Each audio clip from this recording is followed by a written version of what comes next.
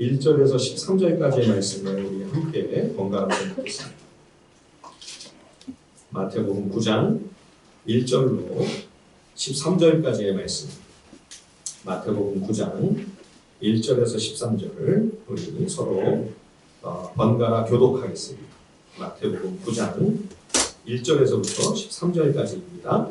예수께서 배에 오르사 건너가 본 동네에 이르시니 증상이 먹은 중풍병자를 사람들이 데리고 오거늘 예수께서 그들의 믿음을 보시고 중풍병자에게 이르시되 작은 자야 안심하라 내 죄 사함을 받았느냐. 어떤 서기관들이 속으로 이르되 이 사람이 신성을 모독하도다. 예수께서 그 생각을 하시고 내 죄 사함을 받았느니라 하는 말과 일어나 걸어가라 하는 말 중에 어느 것이 쉽겠느냐?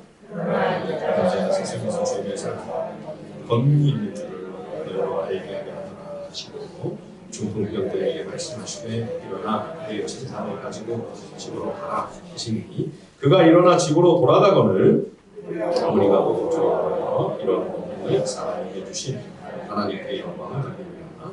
예수께서 그곳을 떠나 지나가시다가 마테라 하는 사람이 세관에 앉아 있는 것을 보시고 이르시되 나를 따르라 하시니 일어나 따르니라. 예수께서 음식을 잡수실 때 많은 세리와 주인들이 와서 예수와 그의 제자들과 함께 앉았더니 바리새인들이 보고 그의 제자들에게 이르되 어찌하여 너희 선생은 세리와 주인들과 함께 잡수시느냐?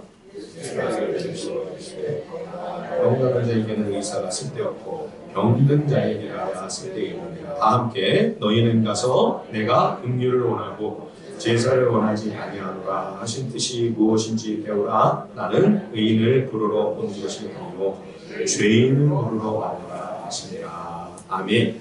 예, 이방인들의 딸 거라사에 갇혀서 귀신 들린 두 청년을 구하신 예수님께서는 이제 다시 갈릴리 바다를 건너 가버나움으로 돌아오십니다. 이때 이제 사람들이 중풍병으로 움직이지 못하는 한 환자를 예수님께 데려옵니다. 이 사건은 마가복음 2장에도 기록이 되어 있는데요. 거기 보면 이 환자 친구들이 이 병자를 들것에 누워있는 채로 들고 예수님께로 왔습니다. 그런데 워낙 많은 사람들이 모여 있으니까 예수님이 이제 집 안에서 사람들을 가르치고 계셨는데 집 안에뿐만 아니라 집 밖에도 겹겹이 이 인파가 에워싸고 있는 상황이다 보니 예수님이 계신 집 안으로는 아예 들어갈 수조차 없는 거죠. 그러나 환자 친구들은 그 집 지붕으로 올라갑니다.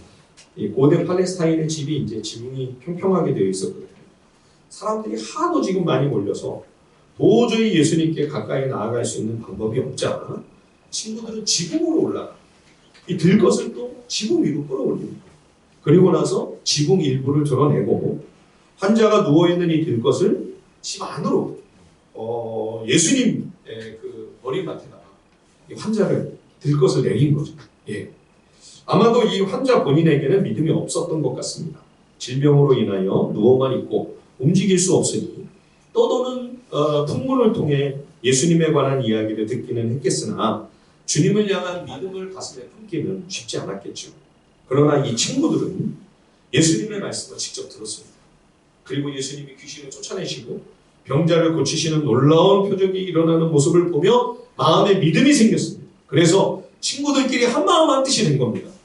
누워있는 이 친구를 예수님께 데려가기만 하면 주님이 반드시 일으켜주신다. 그래서 다 같이 들 것을 들고 예수님이 계신 곳으로 온 거죠.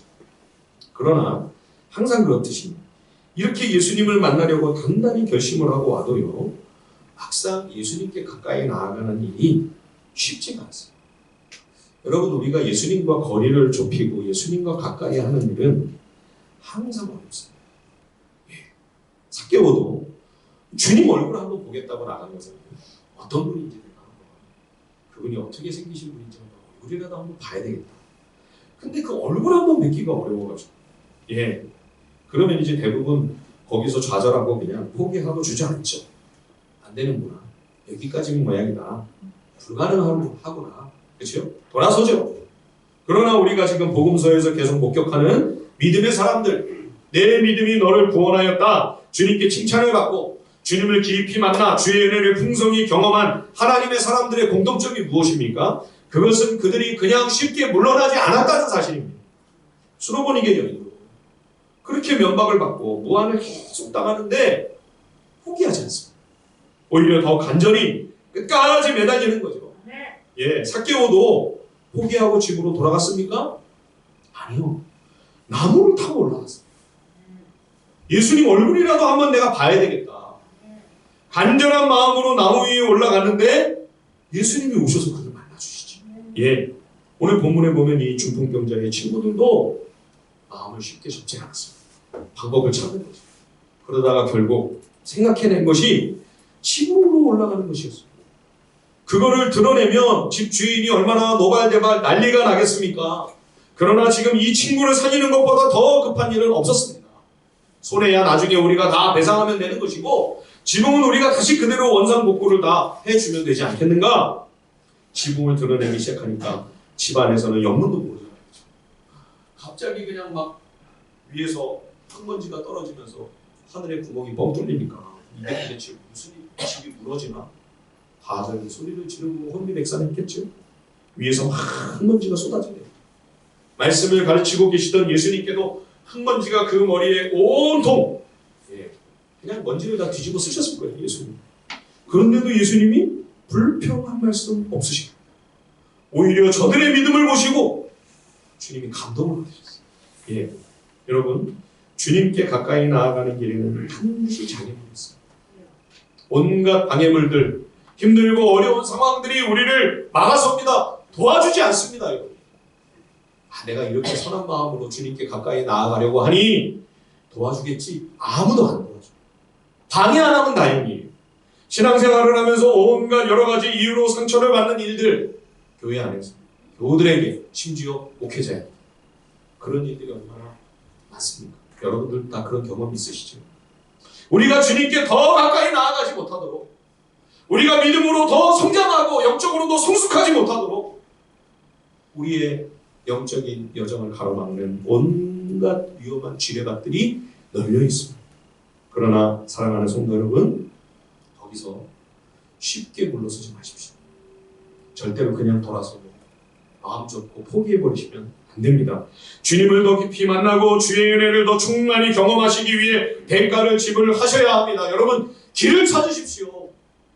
방법을 구하십시오. 구하고 찾고 두드리면 주님 뭐라고 하셨어요? 반드시 열린다. 그렇죠? 예. 최근에 제가 손흥민 선수의 부친 손웅정 유소년 축구 코치가 쓴 모든 것은 기본에서 시작한다라는 책을 읽었습니다. 저는 축구에 관한 책인 줄 알았는데 읽다 보니까 이게 축구에 대한 얘기가 아니고요.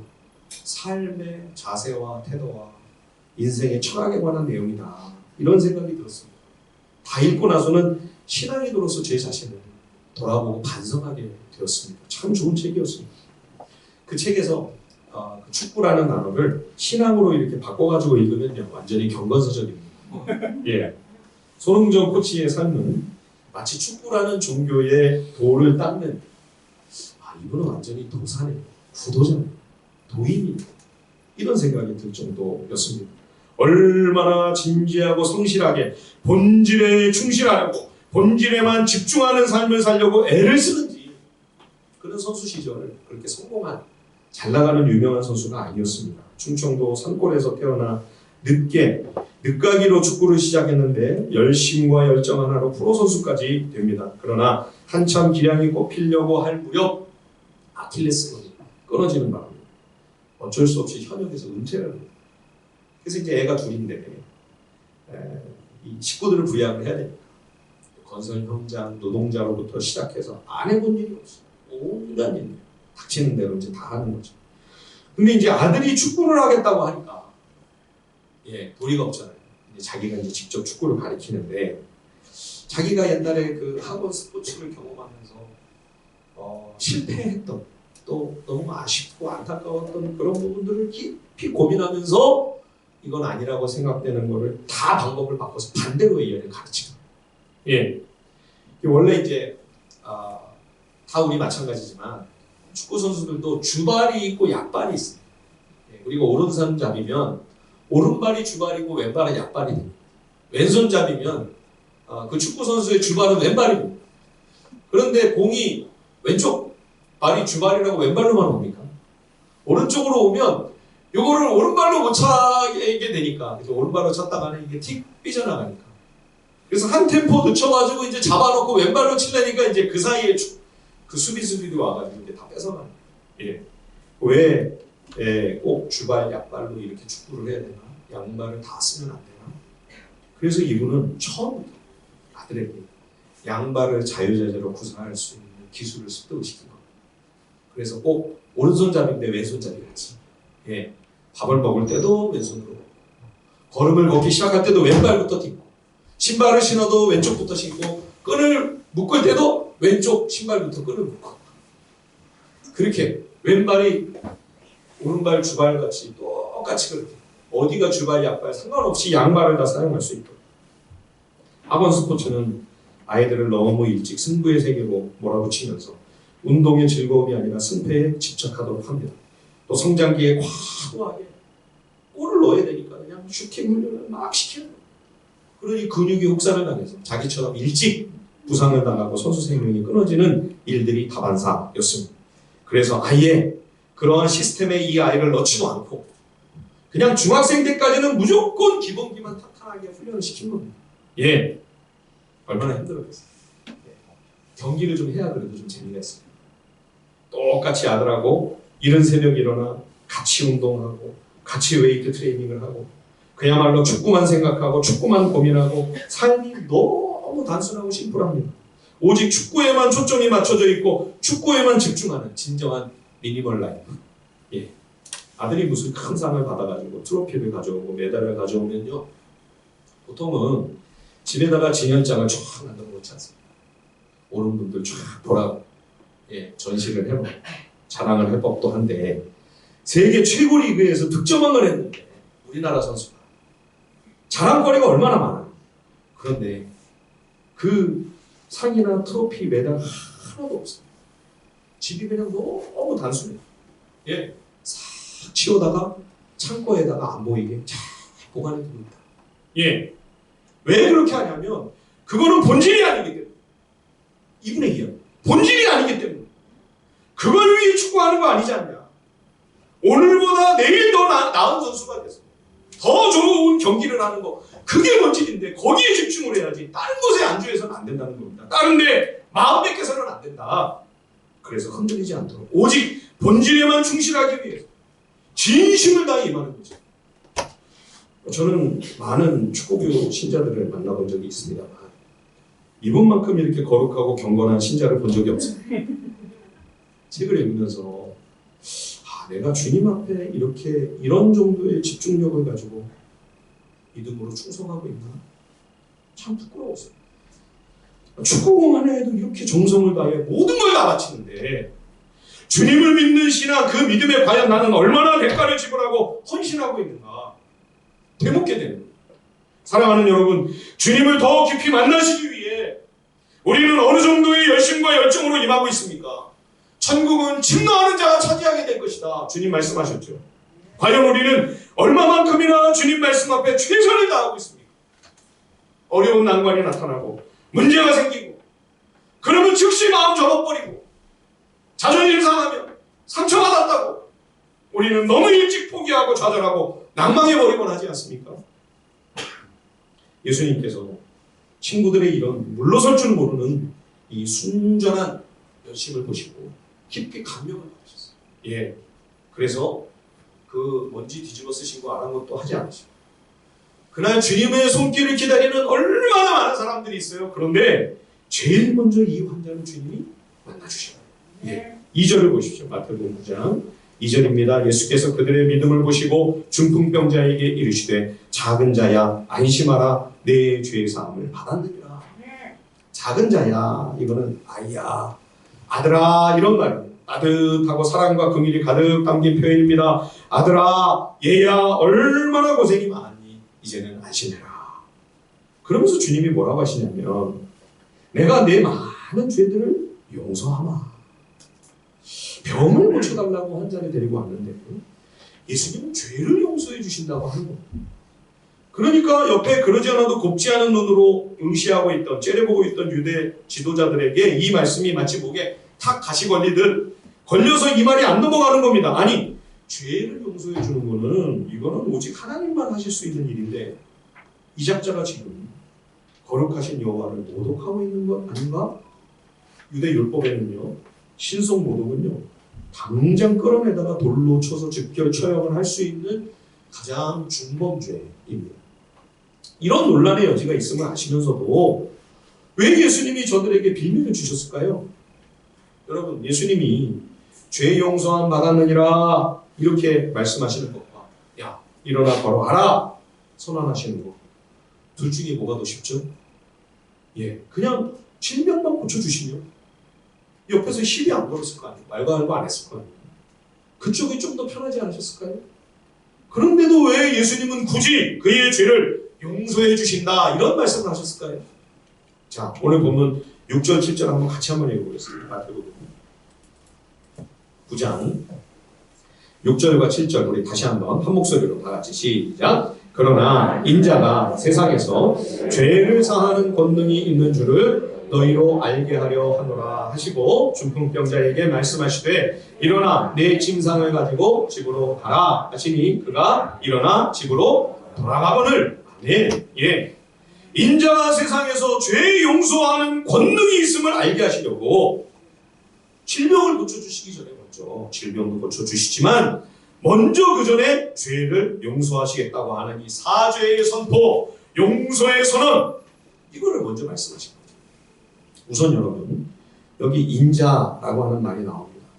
사람의 아들이라는 뜻이죠. 복음서에 보면 예수님이 당신은 인자라고 자주 말씀하시죠. 이 인자라고 하는 이 표현은 하나님의 아들이신 예수님이 완벽한 인간이 되어 우리와 똑같이 이 땅에 오셨다. 그런 예수님을 나타내는 말이 인자입니다. 동시에 이 인자라고 하는 이 전문 용어는 구약성경 다니엘 선지자의 예언을 배경으로 하고 있습니다. 다니엘 선지자가 환상 가운데 마지막 최후에 완성될 하나님 나라의 그 영화로운 계시를 보고 그 내용을 기록했습니다. 거기에 인자가 나옵니다. 예, 다니엘 7장 13절 14절에 보면 내가 또 밤 환상 중에 보니 인자 같은 이가 하늘 구름을 타고 와서 옛적부터 항상 계신 이에게 나아가 그 앞으로 인도되매 그에게 권세와 영광과 나라를 주고 모든 백성과 나라들과 다른 언어를 말하는 모든 자들이 그를 섬기게 하였으니 그의 권세는 소멸되지 아니하는 영원한 권세요 그의 나라는 멸망하지 아니할 것이니라. 영원토록 멸망하지 않고 지속되는 그 영광스러운 하나님 나라, 마지막 종말의 때에 완성될 그 하나님의 왕국의 그 모습을 하나님께서 밤에 다니엘 선지자에게 환상 가운데 계시해 주신 거죠. 그런데 거기 보니 인자와 같으신 분, 즉 사람의 아들과 똑같은 모습으로 이 땅에 보내신 받은 그 하나님의 아들 예수 그리스도께서 하늘 구름을 타고 오셔서 그 하나님 왕국의 보위에 앉으시더라. 예, 이 장면을 보고 다니엘이 그 오실 메시아를 인자라고 분명하게 기록해 놓았습니다. 그 전문 용어예요. 인자, 메시아를 나타내요. 예, 장차 하늘 구름을 타고 오셔서 영원한 하나님 나라를 완성할 최후의 심판자, 그분이 바로 당신이시라고 하는 그 예수님의 선언이 바로 이 인자라는 말이에요. 최후 종말의 심판자예요. 영원토록 하나님의 나라를 다스릴 하나님 나라의 왕이시다. 그것을 구약성경 다니엘의 말씀에 근거하여 당신이 누구이신지를 분명히 보여주신 것이죠. 그러므로 바로 그 인자에게는 우리의 모든 죄를 용서해 주실 수 있는 권위가 있다라고 하는 사실을 가르쳐 주시기 위해서 주님은 이 사람을 그냥 병만 치료해서 보내지 않으시고 먼저 그에게 내가 네 죄를 용서해 주마 선언하신 것이죠. 그리고 나서야 이제 주님이 그 질병을 치유해 주셨습니다. 그러자 즉시 이 사람이 병상에서 일어나 자기 들 것을 가지고 이제 걸어서 집으로 자기 그 침상을 들고 가는 거죠. 사람들이 다 두려움에 놀라 어안이 벙벙했습니다. 살아계신 하나님의 어미한 권능과 영광이 예수님을 통해 나타났기 때문이죠. 그러나 여러분, 이 놀라운 질병 치료의 이적보다 더 귀하고 소중한 것, 것은 예수님이 그의 죄를 용서해 주셨다고 하는 사실입니다. 예, 주님은 죄를 용서하실 수 있는 분이십니다. 죄를 처리하기 위해 이 땅에 오신 분이십니다. 그것을 지금 많은 병인들을 고쳐주시는 그 일을 통해 궁극적으로는 이걸 일깨워 주십니다. 병만 치료하는 의사가 아니고 예수님. 그렇죠? 이 땅을 근본적으로 병들게 만든 그 원인인 이 죄의 바이러스를 때려잡으러 오신 분이시다. 그렇죠?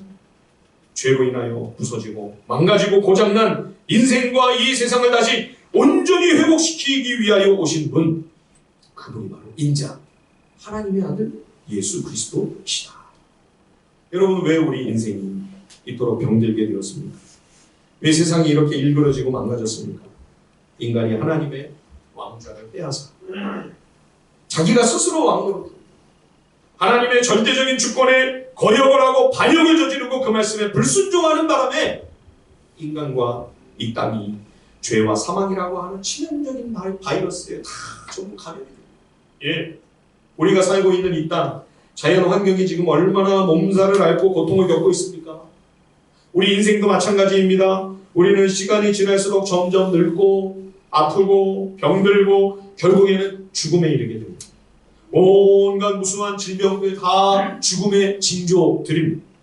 여러분, 육체의 질병만 심각한 문제입니까? 아니요. 우리의 정신과 마음은 또 얼마나 지금 아픕니까? 슬프고 외롭고 우울하고 또 미워하고 증오하고 시기 질투하고 그러다가 또 서로 분열하고 분쟁하고 같은 동포끼리도 원수가 되어 반목을 하고 전쟁을 하면서 서로 살육을 하는 답답하고 무서운 일들이 끊이지 않고 있습니다. 심각하게 병든 인간, 병들어 죽어가는 이 땅입니다. 원래는 이런 모습이에요.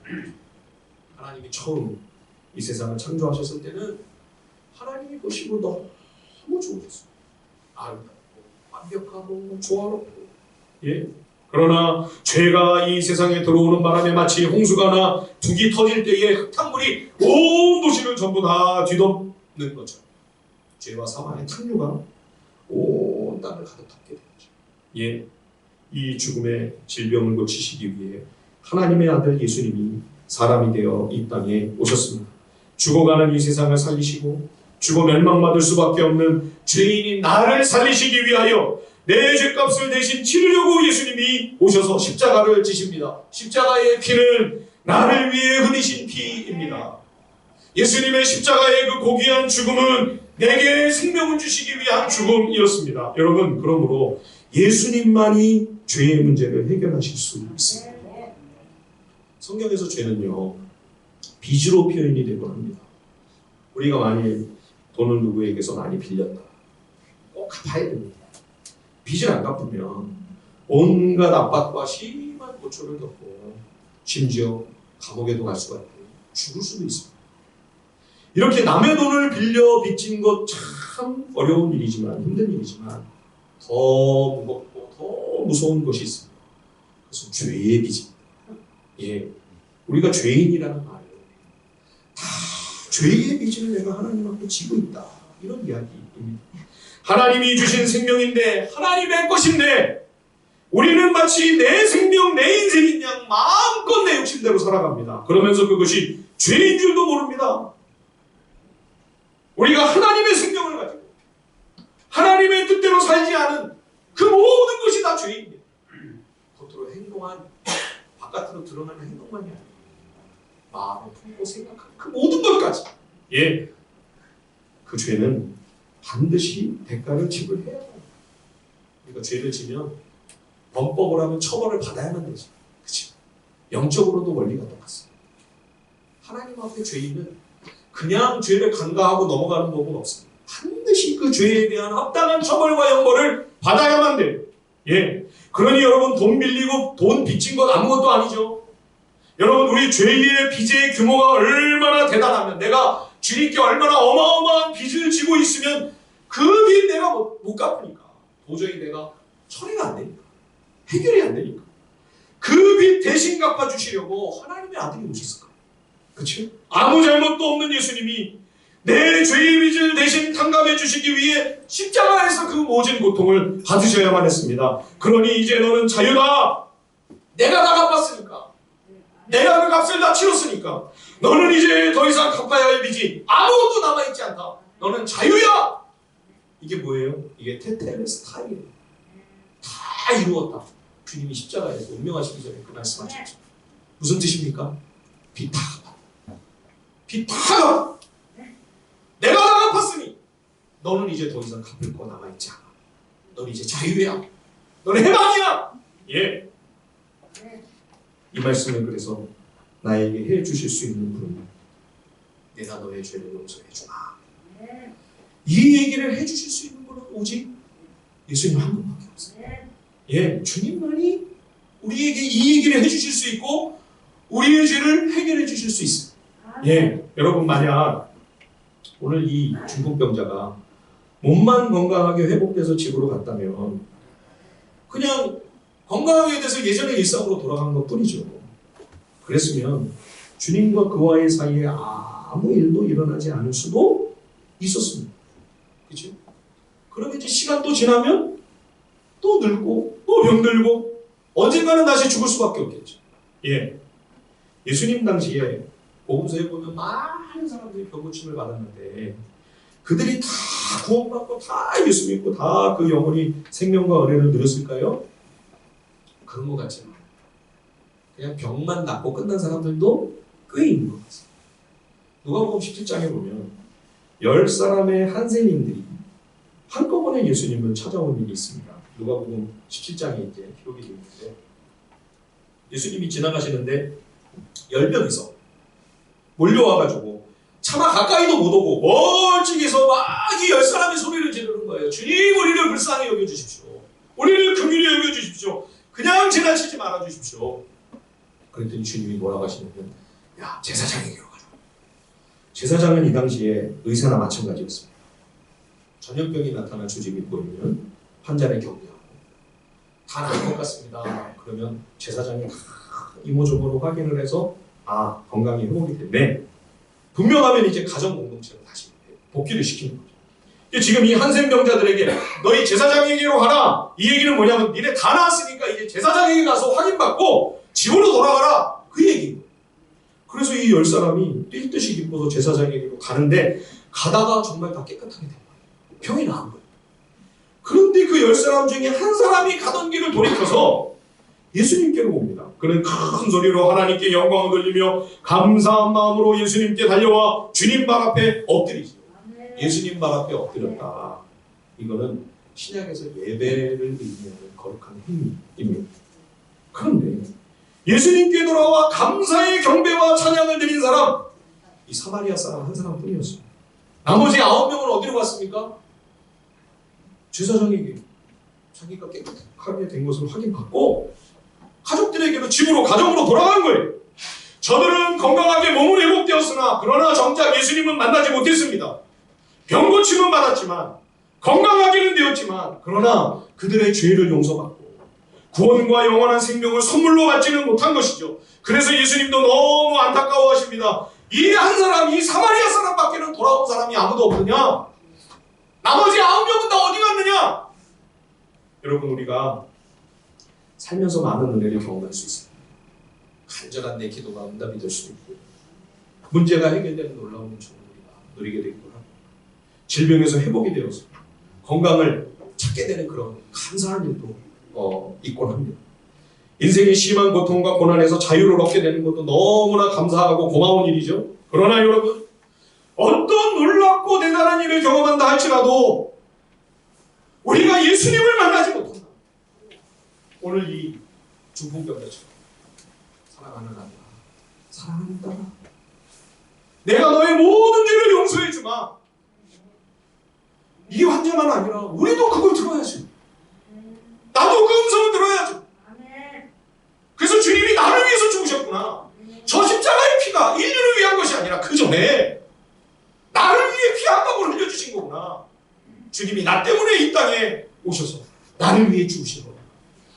그걸 깨닫고 내 죄의 용서함을 받고 그래서 이제는 그분이 내 삶의 왕이 되고 그분이 내 인생의 주인이 되고 내 마음대로 나를 위해 내 욕심과 내 탐욕을 위해 살았다면 이제는 그런 삶이 아니라 주님의 말씀을 순종하는 주님 기뻐하시는 삶을 살기 위해 내 삶의 방향을 바꾸고, 여러분 이게 회개죠.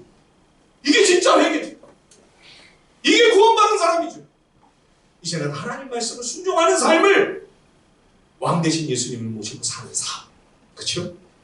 이것이 천국 백성이요, 하나님 나라에서 영원한 생명을 누리게 될 하나님의 사람이 아니겠습니까? 여러분, 교회를 통해 신앙생활하면서 다른 많은 좋은 일들을 다 경험하셨다고 해도, 많은 간증과 체험이 있다고 해도, 그래도 여러분 스스로에게 되물어보셔라.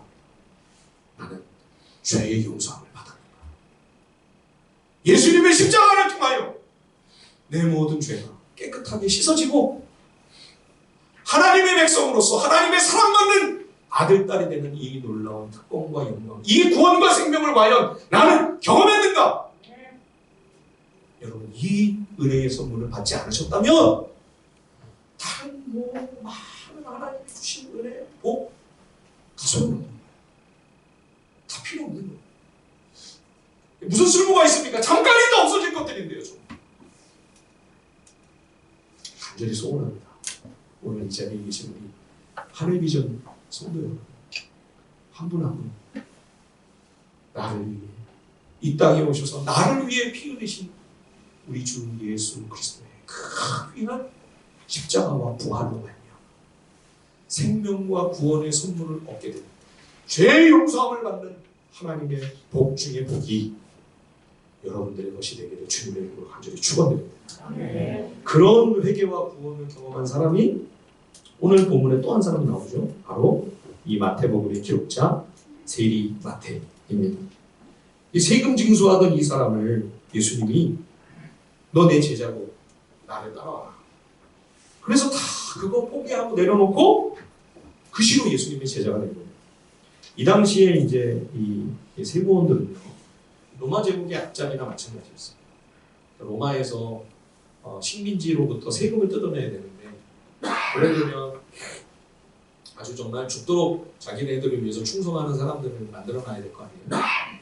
이제 그런 사람들을 세리로 삼는 거예요. 니네는 우리가 만약 여기 송파에서 500억을 너희가 세금을 걷어와야 된다 하고 할당량을 딱 줬잖아요.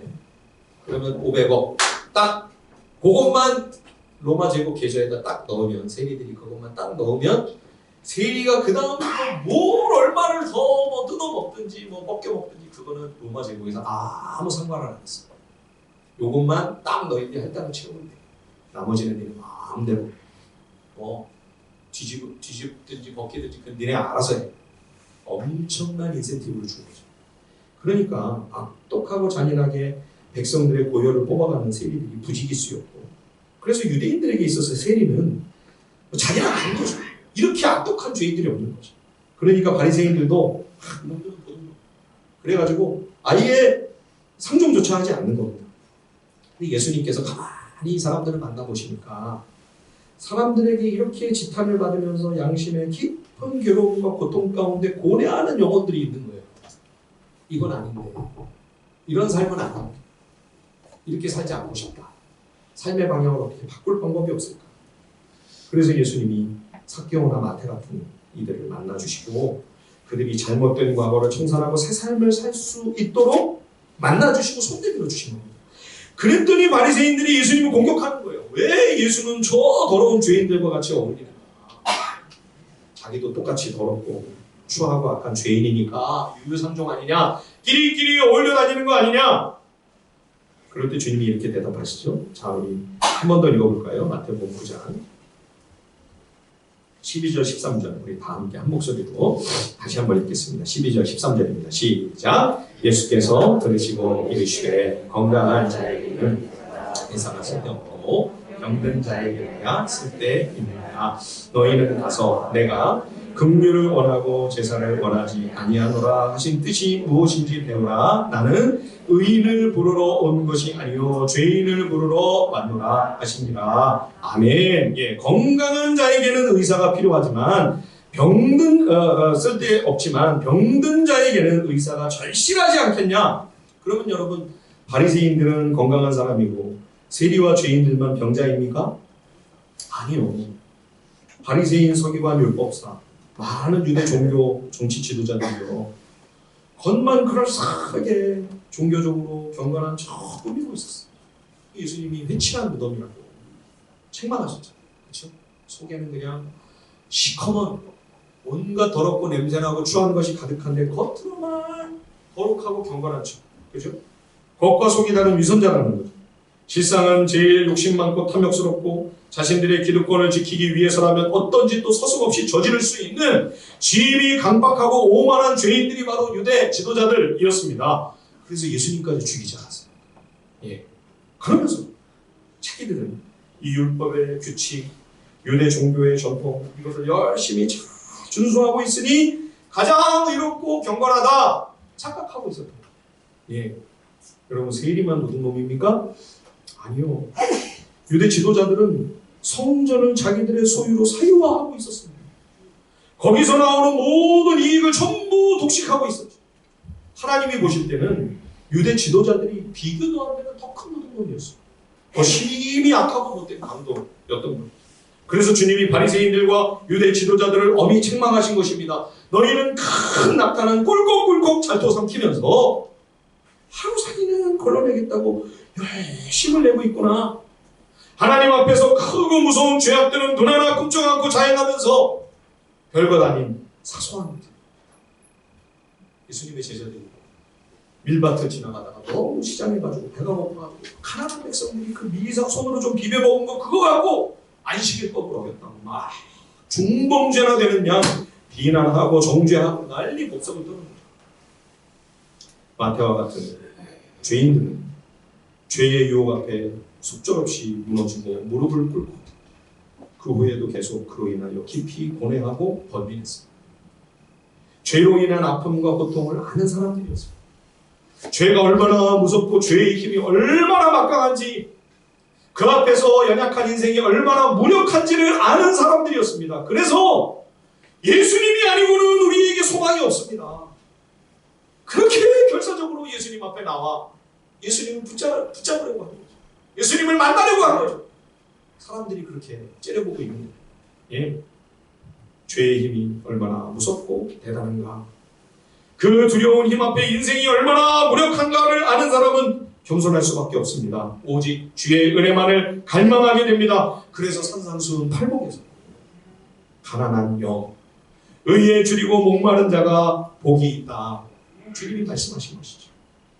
주님이 아니고는 죄인의 절대적인 절망에서 구해줄 수 있는 분이 없기 때문입니다. 그래서 예수님의 이 놀라운 은혜를 맛보고 이 사랑을 알게 되면 다른 죄인들을 향해 긍휼의 마음과 따뜻한 시선을 품지 않을 수 있는 거죠.